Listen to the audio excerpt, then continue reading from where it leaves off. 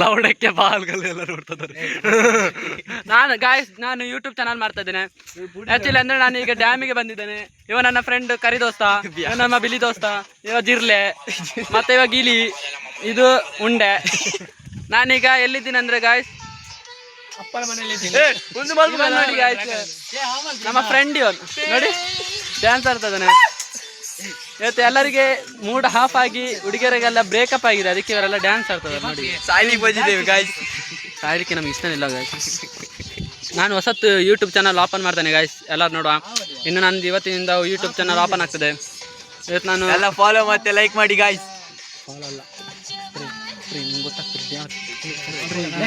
Subscribe ಮಾಡಿ. Subscribe